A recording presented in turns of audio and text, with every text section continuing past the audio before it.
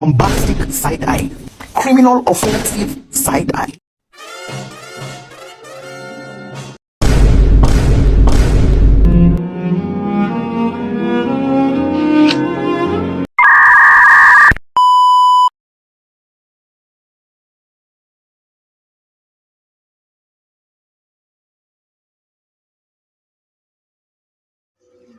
Halo semuanya, perkenalkan nama aku Rahel Ave dari 103. Aku hari ini ingin membuat video tentang kimia hijau. Sebelum itu, kalian harus tahu pentingnya kimia hijau. Nah, salah satu contohnya adalah peristiwa matinya ikan di Laguna Pantai Trisik, Yogyakarta akibat limbah dari tambak.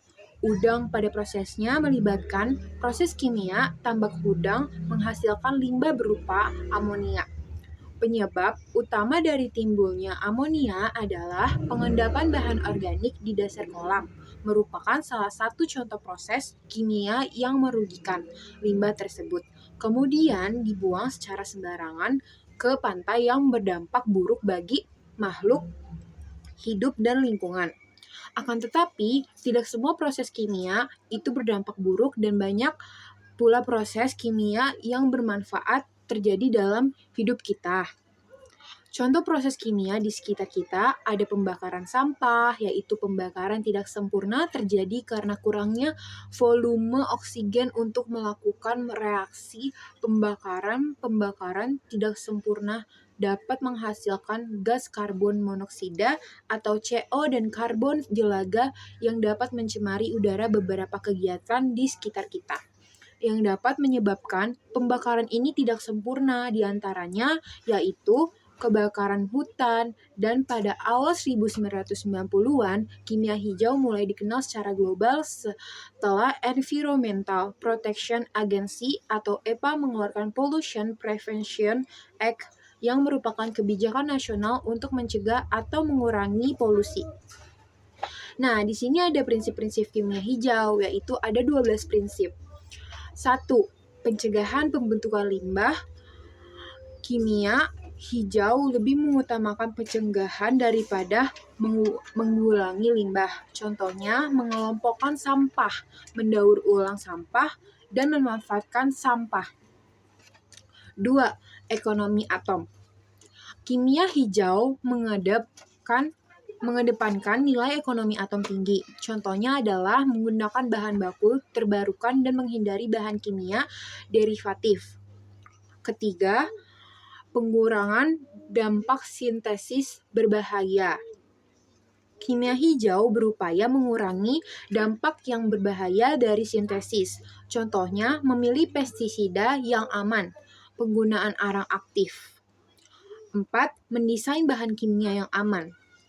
Kimia hijau mendesain produk bahan kimia yang memiliki kemampuan dan fungsi yang baik, tetapi aman, tidak beracun, dan tidak membahayakan lingkungan. Contohnya, gula, asam amino, garam-garam, organik, anorganik. 5. Penggunaan pelarut yang aman. Penggunaan pelarut pada proses kimia tidak dapat dihindari. Contohnya, air dan etil laktat. 6. Penggunaan yang efisien. Penggunaan energi pada proses kimia memiliki dampak negatif terhadap lingkungan. Contohnya adalah menggunakan lampu LED, menggunakan kendaraan listrik karena lebih efisien. Ketujuh, penggunaan bahan baku terbarukan.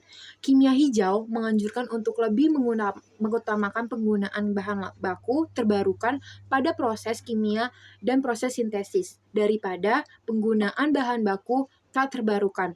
Contohnya, penggunaan bahan baku terbarukan, pembuatan plastik biodegradable dan biopolimer. Kedelapan, pengurangan bahan turunan kimis derivatif.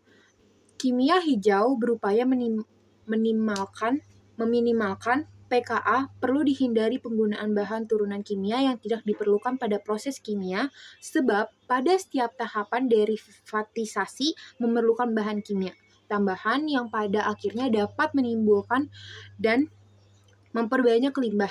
Contohnya, mengurangi bahan turunan kimia adalah menggunakan bahan baku yang lebih ramah, lingkungan seperti tumbuhan. 9. Penggunaan katalisis kimia hijau lebih mengutamakan penggunaan katalis pada proses kimia. Contohnya, untuk meningkatkan selektivitas mengurangi limbah. 10. Mendesain produk yang terdegradasi. Banyak proses kimia menghasilkan produk yang tak terdegradasi. Contohnya adalah penggunaan botol plastik yang terbuat dari bahan biodegradable atau dapat terurai secara alami setelah digunakan.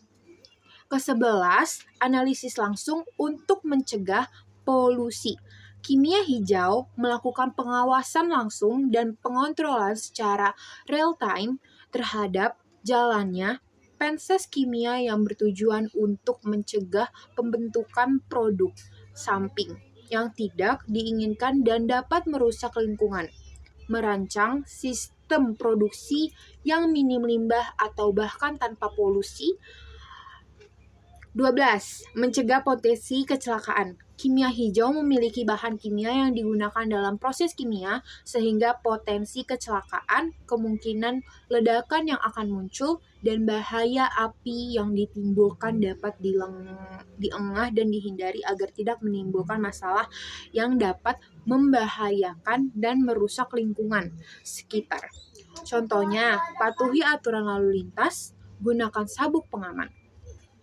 Nah, ada juga proses kimia dalam kehidupan sehari-hari terkait hal-hal yang tidak sesuai dengan prinsip kimia hijau. Berdasarkan prinsip kimia hijau yang sudah kita pelajari sebelumnya, maka dapat disimpulkan bahwa tujuan akhir dari kimia hijau adalah mencegah terjadinya polusi dan menjaga agar lingkungan tetap sehat, aman, dan sejahtera. Dan hal-hal yang terkait dengan proses kimia sesuai dengan prinsip kimia hijau. Untuk mengetahui hal-hal yang terkait dengan proses kimia, kita perlu mengenal terlebih dahulu tabel sistem periodik unsur. Apakah itu apa bedanya dengan atom? Unsur adalah zat tunggal yang tidak dapat diuraikan lagi menjadi zat yang lebih sederhana, sedangkan atom adalah unit terkecil dari suatu zat yang memiliki sifat kimia. Suatu unsur, setelah itu ada menciptakan kegiatan yang mendukung prinsip kimia hijau. Yang pertama, ada kehidupan sehat dan sejahtera. Yang A, mengendalikan pertumbuhan penduduk dan memperkuat tata kelola kependudukan. B, memperkuat pelaksanaan perlindungan sosial dan meningkatkan pelayanan kesehatan, air bersih, dan sanitasi layak. A, penyediaan akses air minum dan sanitasi layak dan aman. B, peningkatan kapasitas institusi dalam layanan pengelolaan sanitasi. C, percepatan penyediaan air baku dari sumber air terlindungi. Energi bersih dan terjangkau. A, diverifikasi energi dan ketenagalistikan untuk pemenuhan kebutuhan. Yang B, peningkatan efisiensi pemanfaatan energi dan tenaga listrik. Yang C, penguatan dan perluasan pelayanan pasokan energi dan tenaga listrik, penanganan perubahan iklim ekosistem lautan, ekosistem daratan. Jadi segitu aja dari saya. Assalamualaikum warahmatullahi wabarakatuh. Dah semua.